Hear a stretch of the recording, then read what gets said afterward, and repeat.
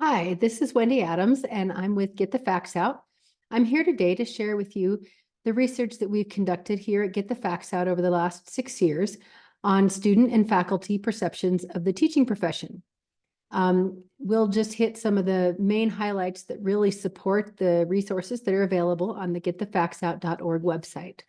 So with no further ado, let me share my screen. So this work has been built over the last as I said, 6 years, and I've worked with a lot of it. Lucia Grandi has helped us, Dawson Lang, Jared Brakall, Savannah Logan, and Richard Pearson III have all done substantial work on this research. So we claim there are over 600 resources on the Get the Facts Out website. Is that true? And what are they? Have all these resources been researched?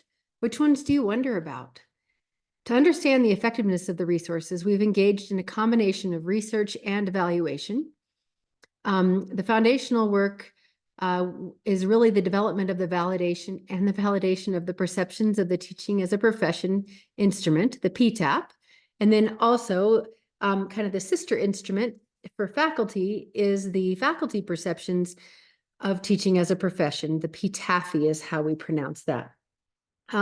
We've collected survey data from physics, chemistry, and math departments, and lots of engineering departments and computer science departments as well at over 50 universities across the country. We have 5 official comprehensive study sites, but we've actually collected data from 7, and we conduct focus groups at those, and then we provide sort of administrative support for them as well as the resources. Each resource is user tested via focus groups and then large-scale usage across the US. And we've done a controlled study of our presentations, busting myths about the teaching profession and teaching the best kept secret using the PTAP and the PTAFE. So I'm going to focus mostly on these last 2 bullets here today, but I'll talk just briefly about the other pieces so that you get some idea of those. And then we also have a lot of external evaluation that's been conducted by Stephanie Chastain, and she's looked at the effectiveness of presentations and workshops using pre-post surveys and follow-up questions. She's looked at website visits, resource downloads. She's done interviews of people who use the Get the Facts Out resources, which we refer to those folks as champions. And she's given a survey to them to learn about why they use the resources, what they find useful about them, different things like that. And then she's done internal interviews and surveys to evaluate the functioning of the project. So just as some background, the PTAP and PTAFE instruments were developed and validated, and that process involved harvesting ideas from the community, interviews and open-ended statements, large-scale data, and then statistical analyses, including factor analysis. And then we repeated all of that. And so for the PTAP, it took about 2.5 years to develop that instrument. And the PTAFE, I think we were able to develop that instrument in about 1.5 years following the PTAP, because we were able to build on what was in the PTAP. Now, we found many misconceptions about teaching that could easily be addressed with factual data. There were other misperceptions that aren't so easily addressed, but there were many that were just facts that folks didn't have correct information on. And so we thought, well, let's try to get that information out there. And so what we learned from this research really guided the creation and development of the other GFO materials, the 600 other pieces of information that I told you are on our website. So when we did this work, we found the many misconceptions around teaching that could be easily addressed with factual data. And so that guided the creation of those materials. So we collected survey data. I mentioned in the research overview that we collected survey data from physics, chemistry, and math departments predominantly, because that's what our funding was for. But as I mentioned, there was a lot of engineering students and a lot of computer science in there from 50 universities. And we had 5 official comprehensive study sites, and a few more joined. So that's why I mentioned 7. And then from those, we collected PTAP and PTAFE survey data every year. We did focus groups through site visits every year with both students and faculty in separate focus groups, and then the administrative support piece. And so then that brings us to the last two bullets where I said I'm going to focus most of my time today. So each resource is user tested via focus groups and then large scale usage testing. So let's talk about that some more. First of all, kind of some motivation. So this is actually from the POPA report in 2017. And the POPA report was, I think, the first research that was done on students' interest in teaching, in particular STEM students. And the POPA report, that POPA is the Panel on Public Affairs from the American Institute of Physics. And the POPA report found that about half of students, half of STEM majors are interested in being teachers. And this isn't common knowledge. It's becoming much more so now, but at that time it was not an expected result. And so you can see there's a little variation by major. There's a little bit more interest in math and then physics than there is in computer science, for example. But really, it's right about 50%. And our research over the last 6 years is finding similar results. We have a slightly different set of questions that we use, and so it's actually a little bit stronger than this. But students, we're finding, are interested in and have considered teaching as a profession. So if there's demand, because we know that there's a need for STEM teachers and there's interest, then why do we have a shortage of qualified STEM teachers? And so, as I already mentioned and alluded to a little bit a few minutes ago, is that we found that this contradiction is largely a result of misperceptions about the teaching profession. For students, that really focuses on salary, benefits, and then job and life satisfaction for teachers. And so how can we address these misperceptions? So we developed these resources, and to test and refine these resources, we conducted faculty and student interviews, focus groups, and online surveys. And our resources are the only research-based user-tested recruitment materials that are available anywhere in the world. And we have learned that they are highly effective, not just for recruiting STEM teachers, but for all K-12 teachers. Schools and universities are using them across the board in that way. So for this particular piece, this looking at the effectiveness of the actual resources, so the messaging, the photos, et cetera, we had some specific research questions when we did these initial studies, and those were: what written and visual materials work best for improving perceptions of the teaching profession and thereby recruiting future STEM teachers? Do location and demographics play a role in the success of these written and visual materials? And do faculty and students react differently to written and visual materials? So initially, we developed did you know statements. So these did you know statements focused specifically on particular misperceptions that we had found from the PTAP and PTAFE data.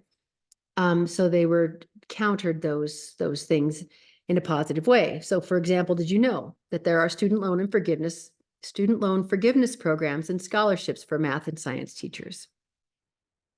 And then we developed taglines. We really tried to hit some really short and sweet attention-getting type of taglines that could be at the top of a poster or other resources to get someone to stop and read.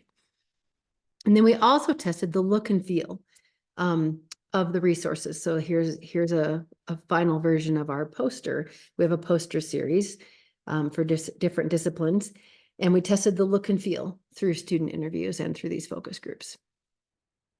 So we've ended up conducting focus groups at 7 different institutions. A total of about 75 faculty members and 200 students have participated in roughly 30 focus groups over 5 years. Each focus group tested around 50 statements, and certain groups focused mostly on images, and they tested between 9 and 14 images in a focus group. The focus group sites were diverse. They were diverse geographically. You can see they're on either coast with California State University, West Virginia University. There's demographics vary by student body, the size of the universities vary, and there's other cultural things that are different about these universities that aren't clear from this table. but you really get a different student body at every single one of these institutions. And so it was a nice diverse set that we could test all of these, the messaging and the resources and the photos. So for example, the way a focus group looked is we would have 5 to 12 individuals within the focus group. So it's going to be either students or faculty. We never did a focus group with students and faculty together. And then what we would do is we would show them the material we wanted them to think about. Maybe it was, did you know statement that there are student loan forgiveness programs and scholarships for math and science teachers? Or did you know you can get a job almost anywhere as a math or science teacher? And then we would ask them first to silently write whether each adds to, subtracts from, or does not change your view of the teaching profession. And then we would have a group discussion. But because we had so many people in the focus groups, we made sure to get the individual feedback on each of these statements before we talked as a group. And it was fascinating to see if you, after you had a focus group, you felt like you had a good sense of where all the students were coming from or faculty. But then when you went back and looked at the individual written responses, it did not always reflect the same story. And for us, we felt it was really important to get those individual responses because most of these resources are going to be seen by somebody independently viewing them, either because they are sitting in a presentation or because they're walking down the hall and they see a poster, or they pick something up at a career fair or something like that. And so we want to see what that knee-jerk initial individual response is, but it's also important to see how it's going to play out when somebody has a conversation with a peer or another trusted individual. So we needed both of those pieces. And then the results were that the did you know statements, there were quite a few that were strong, so that was encouraging. Getting really great taglines was really challenging. We've got some good ones now, but it's taken several years, and there was so many that we thought would be good that just were not. And we learned that students prefer a presentation of teaching as a serious career option, similar to the U.S. Army marketing approach. We've seen some teacher recruitment efforts that tried to reach students at their level, whatever that means, and they don't play well with the students, don't appreciate it. Students, they're looking at their future career. They want to be taken seriously. The U.S. Army has figured that out with their marketing. We need to do the same, treat them as professionals. This is what their professional career is going to be. Everything that we do to market towards it should be very professional, very respectful. A top performer, for example, of the Did You Knows is the one I keep mentioning. There are student loan forgiveness programs and scholarships for math and science teachers. So something that was interesting and very challenging is that students and faculty tended to have quite different views. So for example, did you know grade 7 through 12 teaching is highly complex and engaging work? This tested very well with faculty. It tested poorly with students. We don't use this, did you know?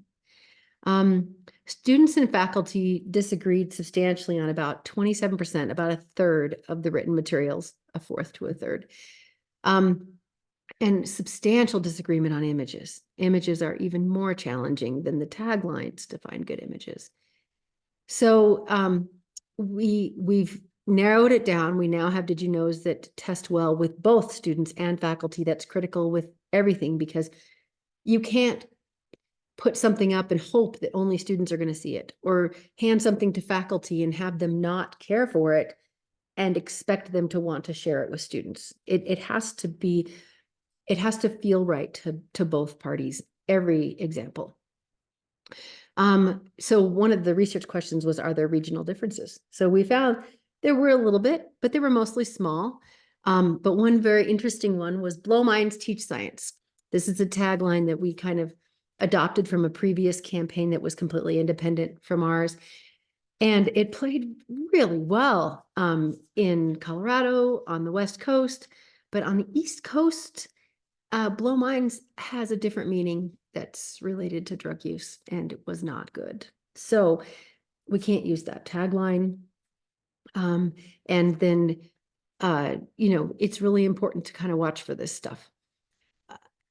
I mentioned that, let's see, anything that hinted at negative aspects also tested poorly. especially with students. So you see 3 examples here. Inspire young minds, teach science. That's positive. I don't think there's any way to really twist that. Be happy, teach science. Well, be happy implies that you wouldn't be happy. And then those who can do, and those who can also inspire, teach. Those who can do right away brings your brain to another tagline that we all know about, and I'm not going to repeat here. And you can see that half of students, this decreased their view of teaching, and they reported to us and they wrote on their individual responses because it immediately brought to mind that negative tagline that everybody's familiar with. And so you just can't even remind people, even if you think you're trying to counter something out there that's negative, it's better to just pretend it doesn't exist. Stay away from it. Don't repeat it. Don't ever say it and then try to shoot it down. You just don't say it. Just don't give it any airtime. Just don't, and stick with positive things. So inspire young minds, teach science is our leading tagline that we use now, because Blow Minds Teach Science was the only one that outperformed it and can't be used across, in all locations. So inspire young minds, teach science is what we work with. Yes, and this is an example of negativity that we just can't have in any of the resources. For did you know there's about a dozen of them on our website that have tested well. There might be a little bit more now. So for example, here's 3 very highly rated ones. Teachers rate their lives better than all other occupation groups, trailing only physicians. In fact, that is the lead for all of our resources now. There are student loan forgiveness programs and scholarships for math and science teachers. You've heard me say this about 7 times now. And then most teaching jobs have better retirement benefits than other jobs you can get with the same degree. Image results. So image results did vary somewhat by location, and I think maybe by demographic. It just wasn't strong enough to say for sure. But there are definitely some photos that perform well everywhere and with every group. So something we found is that images from your own university do work best if and only if you have a strong photo.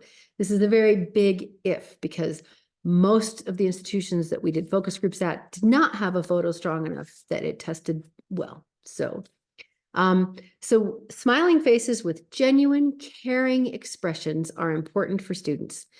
Nothing too stock photo-ish. So when students say they don't like stock photos, what they mean is they don't like that glued on fake smile face. Faculty show a preference for stock photos of diverse students doing group work. Students who we tested photos with did not like seeing students doing group work. So this was a real conflict. It's been hard to find things that everyone is comfortable with. So I want to go back to pointing out, especially if you're looking to use some of your own photos, smiling faces with genuine, caring expressions. So the face that you're seeing, it really helps if the eyes are right on the camera and it looks like the person's looking at you, but it doesn't have to. They could also be looking at a student, as long as you can really see the front of their face. And it has to look like they're having a genuine interaction and they really care about talking to each other and they're happy. So that's what's important. So this probably tested better than any photo we've ever had, but we don't have a license for it. And it's very expensive to get the license. And we've found other places that have 20 photos from this same photo shoot, and none of them are as good as this one. So there's that. This one tests quite well, and we use it quite often. Here's an example where the person is not actually looking at another person, but it tests really well. This photo tests really well. You can see this teacher looks like he's really genuinely laughing and enjoying himself with the students. These 2 are working on their chemistry. These are real students, and they're working on their chemistry work, and they're having a good time. This is our best tested photo. We use it as much as we can. And there's lots of photos from this photo shoot. This one tests better than all the others. And then these are examples of real teachers rather than photos that we have found that test well. And I want to mention we've tested probably at least 200 photos with only about a dozen testing well. So this is a real fourth grade teacher who lives next door to me. And this photo tests well. This is a phys tech teacher of the year. This photo tests really well. This is actually myself and one of my students, and it tests well. Even though the quality isn't that great of this photo, it tests consistently well across the country. The same with the phys tech teacher of the year. Quality could be better. Tests consistently well. This is a photo where it tests well with some people and not with others. You may notice, I don't know if you can see my mouse, in the background, there's a young man it looks like using a calculator, but some people think it looks like he's using a phone, and they just really focus on that instead of focusing on the genuine interaction happening in the front of the photo. So we can't use this photo. Here's another one where a lot of students really like this young lady's expression. And then there's a bunch of students who have used lots of other adjectives to explain her expression as not positive. So we can't use this photo because it doesn't consistently test positively. This is a photo where people really like and this is a real photo. They really like the picture of the person writing on the board, but students get really caught up in this person behind her. We've tried photoshopping it out. There's better quality software now, so we could probably do a better job with that. But that person behind her distracts and makes this photo not work well. So something else that we have tested that really plays well, it doesn't fall under tagline or did you know or any of those others, but it's a poem. Engineers make bridges, artists make painting, scientists make rockets, but teachers make them all. And this is just a fantastic poem that it tests universally well, better than any of our taglines or did you knows. And so we put it where we can. And if you want to know more about the messaging testing in the photos, there's a PERC paper from 2019 by Savannah Logan. And it's a great way to read the details and get more of the nuts and bolts of this research.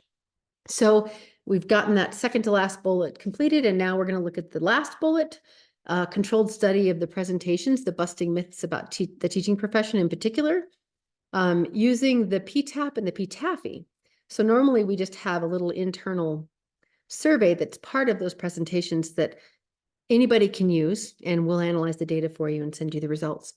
But in this case, we use those full research-based perceptions instruments to see what impact a presentation would have.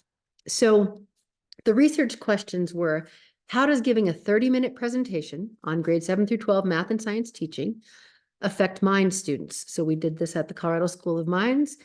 We have large intro courses that are required for all students, so we were able to get some good numbers.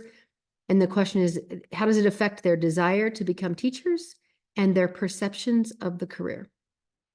So the PTAP, I mentioned it earlier, is our instrument for measuring student perceptions of the profession. And the PTAP consists of 57 Likert scale statements. For example, I would be proud to tell people that I am a grade 7 through 12 teacher, or I want to become a grade 7 through 12 teacher. Plus, there's 3 multiple choice, and there are actually a couple of open-ended statements that we get a lot of data from. It takes, we've got thousands of student responses, probably 10 or 15,000 student responses, and the average time, according to SurveyMonkey, is 9 minutes, and that includes some additional stuff that we ask at the end. So part of the analysis of this instrument was to do a factor analysis, and there were 7 categories that emerged from the data. So these are not categories that we made. These emerged from the data. They're groupings of statements that students consistently respond to in a consistent way. And then we put names on these groups of statements. So we did make up the names, but we did not put the statements together.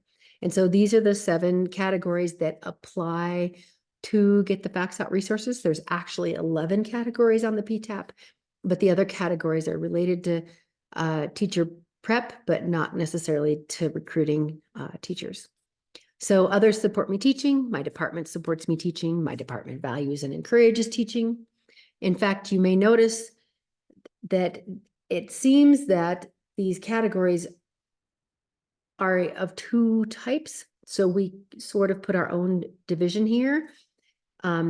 And that is those top three seem to relate to support for teaching that the students are perceiving. And then the bottom four, personal enjoyment, employee benefits and stability, teaching is scientific, and as a career choice, are really more directly about the teaching career rather than being about what the person feels, about their ideas of going into it. It's really about, what do you think of the job? So the way this study worked is we offered extra credit in a very large chemistry class. There were about 1,000 students in the class. We offered extra credit for them to come to a presentation. And during the presentation, they took the PTAP survey, listened to the presentation, and then took the PTAP survey again, and then they got pizza. And then the control group was a group of people who didn't come to a presentation because of scheduling or other reasons they couldn't come. And they just completed the survey for extra credit a week later. And then 2 months later, almost 2.5 months later, we gave the PTAP again to everybody in the class. So that way we could see if whatever was going on at the beginning of the semester was consistently still the results at the end of the semester. So here are the results for the control group. These are the people who never saw a presentation. So this is pretty standard PTAP data across the country. You'll see the perceptions in particular for personal enjoyment are pretty low. Majority of people don't think that they would enjoy the job personally. Support is okay. It's in the 50%, not really that great. Employee benefits and stability. So people's view of the benefits of the profession and the retirement, salary, et cetera, are really low. So this is what we typically see. And you can see here, we've got a pre-test and post-test. So this is October 1st. This is December 10th. There's really hardly any change, maybe a tiny bit in my department values and encourages teaching. So that's what we would expect from a control group. We didn't do anything to them. And then we find that you really need to break up the students by those who are interested in teaching and those who are not, because any changes get washed out by the extreme differences between these groups. So there is a question, there's a statement on the instruments that says, I want to become a grade 7 through 12 teacher. If people agree or strongly agree with this statement, we say that they're in the yes category. Yes, they're interested in being a teacher. And if they strongly disagree with this statement, we put them in the no category. If they're neutral, neutral can happen for a variety of reasons, so we just throw them out. So here are the people who said, yes, they agreed or strongly agreed with the statement, I want to be a grade 7 through 12 teacher. So in this case, I have 58 responses here. And the orange line, I'm sorry, let me start with the purple line. The purple line is right after the presentation. So the blue line is before the presentation, and the purple line is 30 minutes later after the presentation. And you see substantial change in their view of the employee benefits and stability. And you see improvements pretty much all the way around, but mostly in the employee benefits and stability. And then 2 months later, there's a little bit of regression, but not a ton. They still have substantially improved perceptions of the profession, and they're feeling like their department values and encourages teaching quite a bit more than they did before the presentation. So that's good. I'm hoping, they're feeling like this is a potentially supported career path at the university, and they see more accurate perceptions of the profession because it is a fantastic profession. In fact, I am teaching high school math right now, and I absolutely love it. So I can say nothing other than this is a great career, and that's why I've worked on recruiting people into this career for the last 15 years. So for people who say that they do not want to be a grade 7 through 12 math or science teacher, you can see their personal interest is very low because they don't want to do it. It's fine. But this is really important. In fact, we're more excited about this result than even the people who want to be a teacher, because if students feel that their peers or other people around them don't understand why they might want to choose a particular career path, it's exhausting to have to defend yourself, and it affects you. It affects your decisions. So it's really important that their peers and everybody around them understand the benefits of the career, so that if somebody comes to them and says, yeah, I think I'm going to be a high school teacher, their friends don't say, what, are you crazy? Instead, their friends say, oh, that's cool. I think that looks like a really good job. And so you can see really positive views of the employee benefits and stability from everybody in the room. And it regresses a little bit after 2.5 months, but not too much.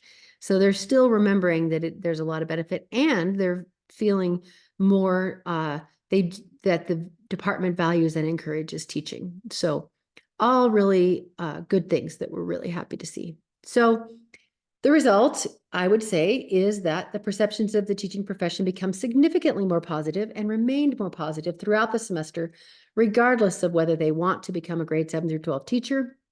And in fact, what's really interesting is if you look at the people who, before they saw the presentation, said, yes, they want to be a teacher, and then those who say no and maybe, and look at how many of them, how their response changed after the presentation. We went from 10 to 25 people saying they want to be a grade 7 through 12 teacher just from one 30-minute presentation. And a tremendous amount moved into the maybe category. And that no amount went down quite a bit. This data is from doing this in 2021 and then again in 2022.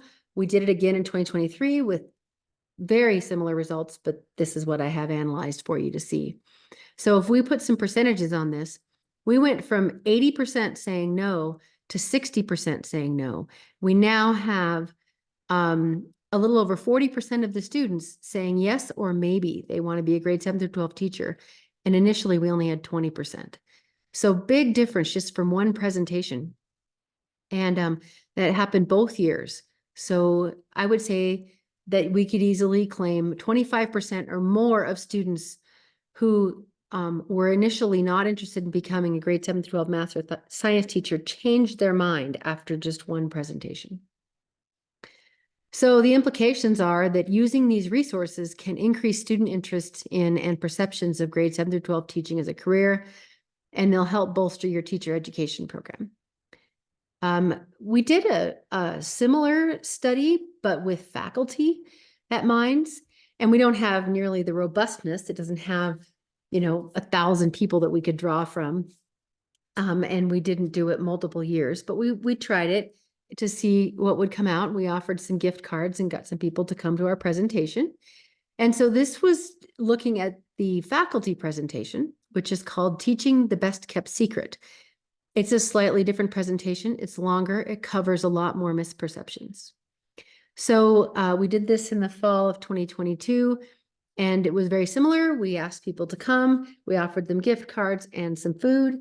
And they took the PTAFE survey. They listened to the GFO presentation, and then they took the PTAFE survey again.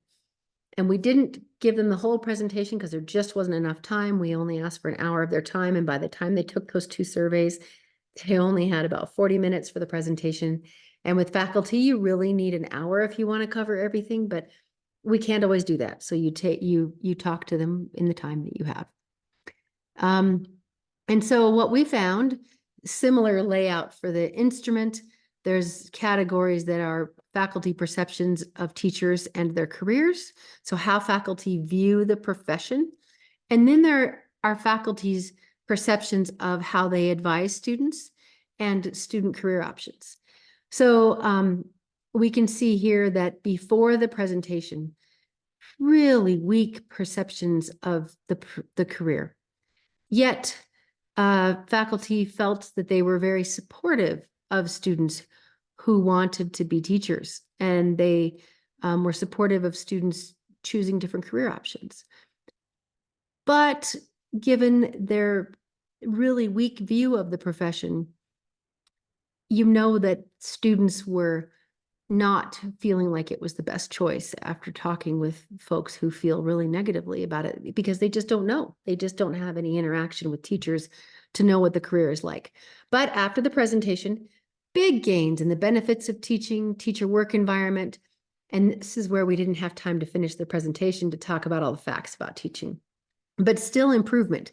And I am confident that if we'd had a full hour with them, that this green line would be out in the 80% range on the facts about teaching as well.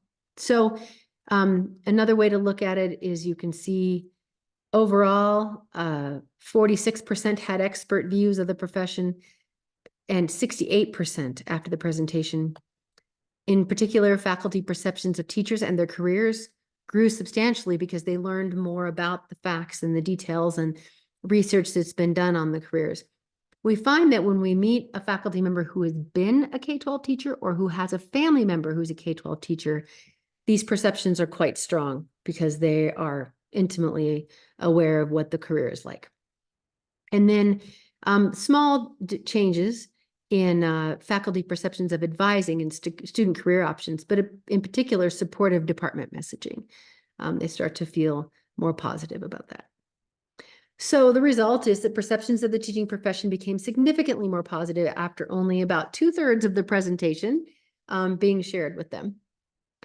So we also have research reports on our website, a lot of overview of the things we just saw, and research papers supporting it are on the website, as well as these other reports. And this is in the facts and data section under our research.